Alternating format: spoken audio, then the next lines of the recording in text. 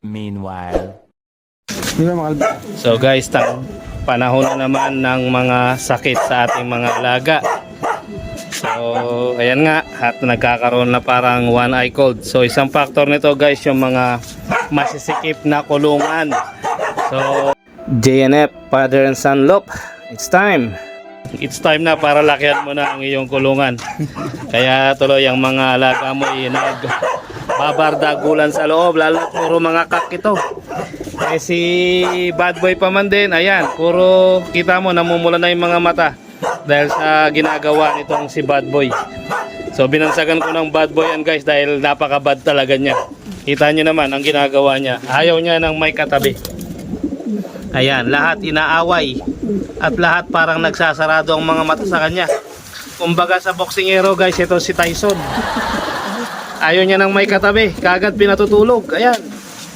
Kita niyo naman oh, ang luwag-luwag ng kulungan, siya lang ang nasa gitna, nasa tabi lahat ang mga kasama niya.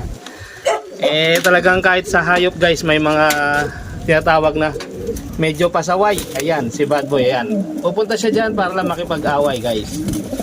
Ayan, yan ang ginagawa ng ibon na makulit. Gusto niya yata siya lang ang mag-isang tumira rito sa kulungan. So hindi naman pwede yun. At mukhang siyang tatanggalin dito pag nagkataon. So guys, at nandito tayo para magkaroon ng treatment ang mga inaway lahat ni bad boy. Eto nga, papatakan natin ng cleansing ang kanyang mata. So yan sa kabila, lagyan natin. At syempre, i-target na rin natin ang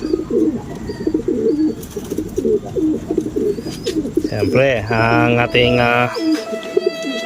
so guys, patagilid kong ipapakita para hindi natin may secret reveal ang ating formula, ano?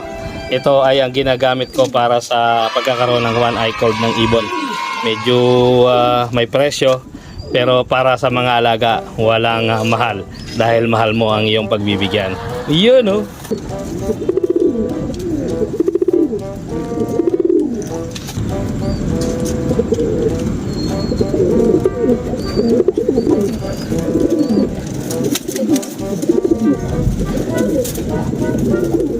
So guys, let mo lang siyang stay ng for how many seconds para ma-absorb ng mata niya guys. At makikita mo, maya-maya lang ay wala na yan. In just a couple of minutes talagang maghihilom ka agad kung ano man yung mga namamagang natuka or meron siyang one eye cold na tinatawag. So guys, kailangan nating ingatan lalo na ang mga nakalaban nating warriors dahil hindi biro ang ginagawa natin pagkondisyon tapos sa isang igla pa hindi natin may sasakay sa training or sa tinatawag na loading station, no? So kailangan talaga na bigyan natin ng karampatang pagmamahal at lunas. Yan, kita mo ito. Eh kinakawawa kasi ni bad boy, talagang salbahe talaga yan si bad boy. Bad boy nga eh.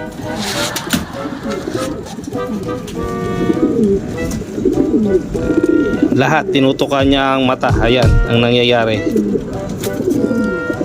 Ayan. So talagang bad boy nga talaga tong ibon na to. Ayan. Lahat ay iwas sa kanya. At nakikita niyo naman siguro guys na siya lang mag-isa ang nasa ilalim. Lahat ay nasa ibabaw. Dahil nga si bad boy ay bad talaga. Huwag pamarisan, ika nga.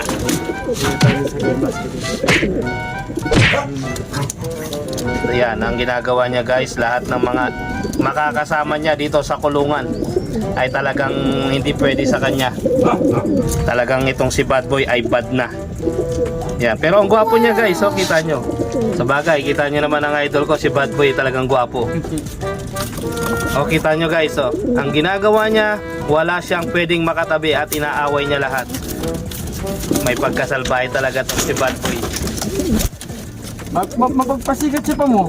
Kapag ka may nakatingin, ha? Ayan. Parang nakakaintindi itong ibon na to guys. Pagpasigat siya, lemon tangin naman kanya ka rin, oh.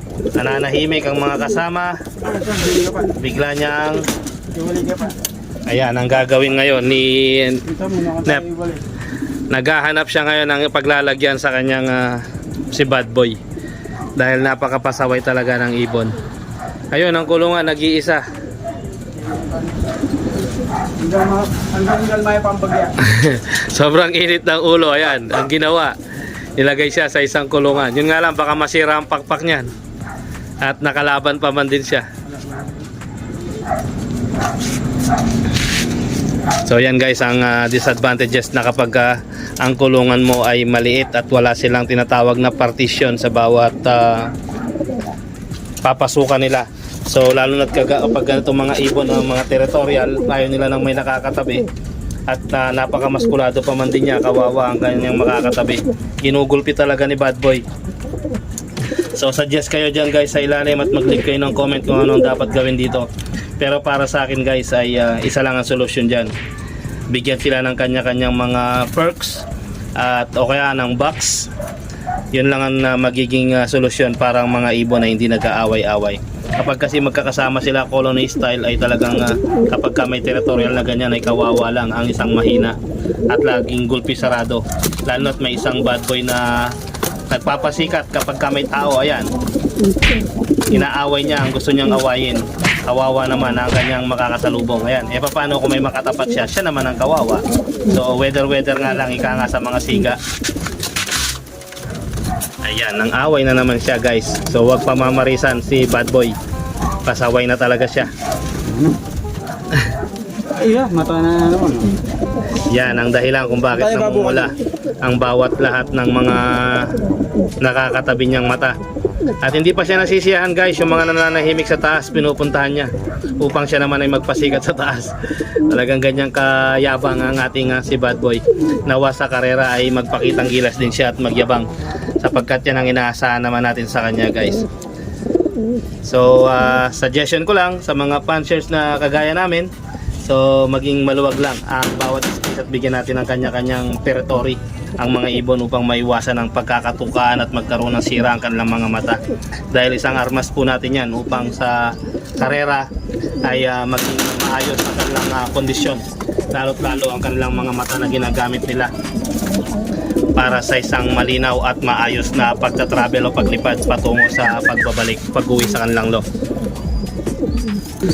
So yun lamang guys, at i-update ko kayo guys sa susunod na mga laban ni Bad Boy, ang ibon na pasaway na lahat na lang ay inaaway dito sa loob. Kita nyo guys ang luwag ng kulungan from here. Tingnan nyo, nandyan lahat sila kasi sila dyan nagmamahalan. Pero dito dahil may isang Bad Boy, ang linis guys. Kung sino lang yung kayang sumabay kay Bad Boy, siya yung natitira dyan sa dulong yan. Kaya talagang kita nyo, gulpi sarado naman ang lalaban sa kanya dahil nga talagang laki ng katawan niya guys. Kondisyon na kondisyon. So yan lamang ang suggestion ng inyong lingkod, The Finest, upang maging maayos ang kalagayan ng ating mga ibon. Bigyan natin sila ng kanya-kanyang mga kwarto o box para hindi sila nagkakaroon ng pag-aagawan sa kanilang mga lugar. So yun lamang po sa ngayon guys ang ating update. Always choose to be happy and be courteous to others. And let the Lord God Almighty be the center of our lives. Bye for now and God bless.